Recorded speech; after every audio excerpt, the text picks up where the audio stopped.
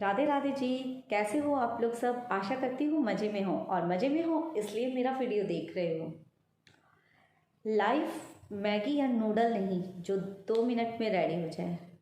Life है ना, बिरयानी की तरह होती है जो जितनी धीमी आंच में पकाई जाए और जितने प्यार से पकाई जाए ना, उसका फ्लेवर उतना ही अच्छा आता है।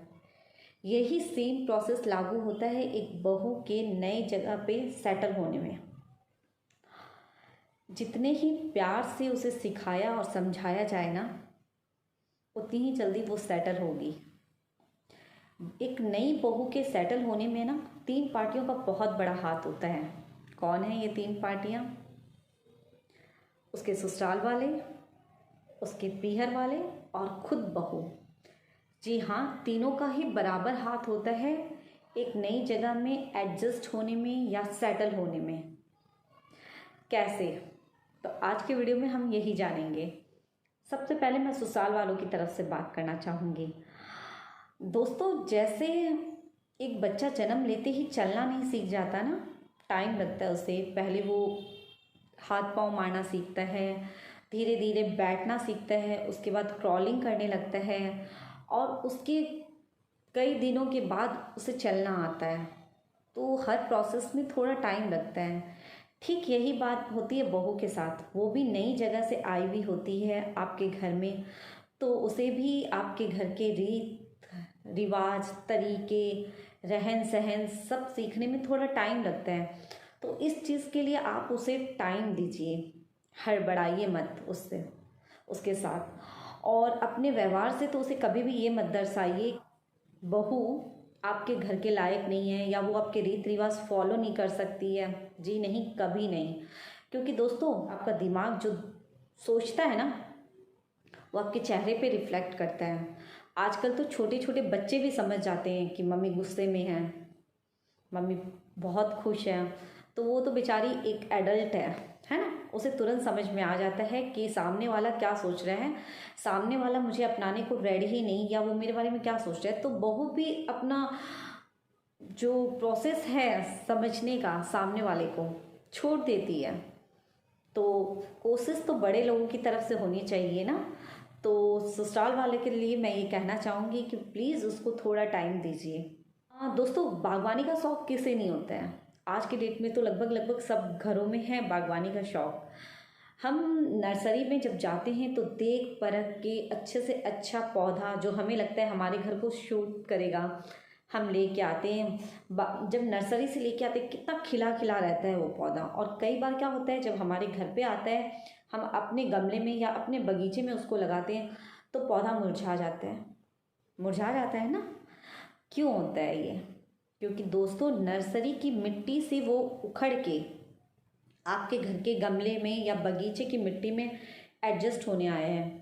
तो उसे टाइम लगता है। नर्सरी में उसे कुछ और खाद पानी मिल रहा होता है, वहाँ की एटमॉस्फेयर कुछ अलग होती है, आपका घर का एटमॉस्फेयर अलग है, आप कुछ और खाद पानी दे रहे हो। तो उसे भी टाइम लगता है। कितनी बार वो बहुत टाइम लेता है, मुरझा जाता है। और पर जब वो आपकी घर की मिट्टी के साथ मिक्स हो जाते हैं तो कितनी जल्दी खिल जाता है और कितनी जल्दी फलने फूलने लगता है। गौर किया होगा ना ये बात। सेम यही प्रोसेस होता है बहू के साथ भी। वो भी एक नए परिवार में आई होती है, जिस घर में वो पहले 20-25 साल रह के आई है, उससे आपके घर का तौर तरीका बिल्कुल अलग होता है। तो उसे भी थोड़ा टाइम लगता है आपके घर के तौर तरीके सीखने में, समझने में, उसमें एडजस्ट होने में। उसके लिए सब कुछ अलग होता है, खान पान, रहन सहन सब कुछ अलग होता है। तो उसे टाइम लगता है, जो टाइम ससुराल वालों को देना ही चाहिए। तो ये 2 पॉइंट्स तो मैंने बताए ससुराल वालों की तरफ से। अब मैं बताना चाहूँगी पीहर वालों की तरफ से 2 पॉइंट्स कि क्या करना चाहिए आपको अपनी बेटी को अपने ससुराल में सेटल करने के लिए। देखिए, मान लीजिए आपका बच्चा है 8-9 साल का, 10 साल का, जो भी घर पे जब तक रहता है वो हम कितना पैम्पर करते हैं उसको, है ना। उसकी हर इच्छा, हर सुख सुविधा का हम लोग ख्याल रखते हैं। और फ्यूचर के लिए, उसके अच्छे फ्यूचर के लिए अगर हम उसे हॉस्टल डाल देते हैं तो क्या उसे घर जैसा ही माहौल मिलता है? वहाँ सेम कंफर्ट जोन होता है जो उसको घर पे मिल रहा होता है। उसके मम्मी कहते ही आप दौड़ के चले जाते हो। तो क्या हॉस्टल में भी सेम चीज़ होती है? नहीं होती है ना। हॉस्टल का खान पान अलग होता है, रहन सहन अलग होता है। उसे भी बहुत दिनों तक घर की याद आती है, आती होगी ना। और उसे भी भीतर भीतर तकलीफ़ हो रही होती है, क्योंकि वो भी एक कंफर्ट जोन से निकल के दूसरी जगह गए हैं। पर हम उसे क्यों डालते हैं हॉस्टल में? उसके अच्छे फ्यूचर के लिए। तो क्या हम हॉस्टल में रोज़ रोज़ फ़ोन करके उसे पूछते हैं, बेटा तूने खाना खाया, या तूने खाने में क्या खाया, तू क्या कर रहा है, तुझे हॉस्टल में जल्दी उठा देते हैं क्या, तू लेट से सोता है क्या? नहीं ना, नहीं पूछते हैं। क्यों? क्योंकि हम उसके अच्छे फ्यूचर के लिए उसे हॉस्टल में डाल चुके होते हैं, और उनके भरोसे, वहाँ के टीचर्स के भरोसे हम बच्चों को छोड़ते हैं।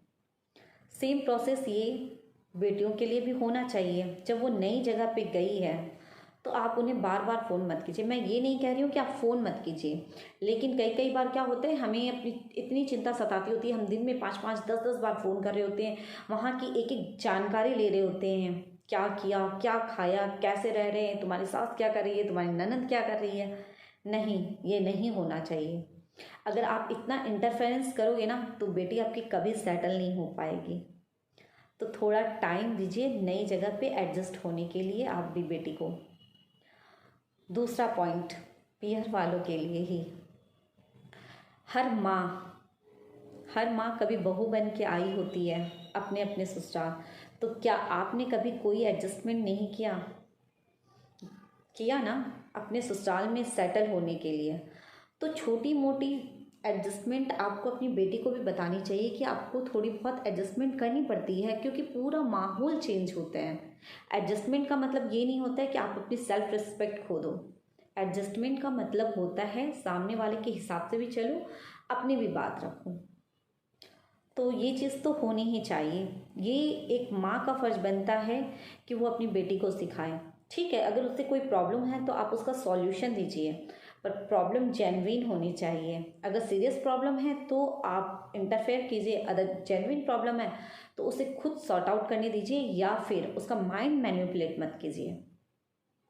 सॉरी अगर किसी को बुरा लग रहा हो, किसी भी माँ को, लेकिन मेरे कहने का मतलब यही है कि आप गलत राय बिल्कुल मत दीजिए। एग्जाम्पल लाइक, तुम्हारी सास क्या कर रही है, तुम्हारी ननद क्या कर रही है, तुम्हारी ननद से ज़्यादा बात मत करना, तुम्हारी सास को बोल देगी, तुम्हारे मन की बातें मत करना। क्यों? ये उसका घर है, वहीं उसे रहना है। तो ननद भी तो बहन के जैसी है ना। ये एक माँ का फ़र्ज़ बनता है कि वो बेटी को पॉजिटिव थिंकिंग के साथ भेजे कि बेटा अब यही तुम्हारा घर है, यहाँ के परिवार वाले तुम्हारे अपने परिवार जैसे हैं, तो इनके साथ ही आपको बनाए रखना है। तीसरा और आखिरी पॉइंट, बहू खुद। देखिए, आपको बाहर से कितना भी अच्छा सपोर्ट मिल जाए या प्रेशर पड़ जाए आप पे कि नहीं एडजस्ट होना है, लेकिन जब तक आप खुद नहीं चाहोगे ना तब तक आप सेटल नहीं हो पाओगे। तो आपको खुद भी अपना 100% देना होता है ना। देखिए, एक घर बनने में पिलर कितने भी मजबूत हो जाए, पर अगर छत अच्छी ना बनी हो ना, घर ज़्यादा दिन टिकता नहीं है। ठीक इसी तरह घर वाले आपके कितने भी सपोर्टिव हो, लेकिन अगर आप खुद वहाँ एडजस्ट नहीं करना चाहोगे तब तक कुछ नहीं हो पाएगा। तो आपको भी अपने घर को मजबूत बनाए रखने के लिए एक अच्छी छत की तरह सपोर्टिव होना ही चाहिए। आप खुद भी उनसे सीखो, समझो, समझने की कोशिश करो।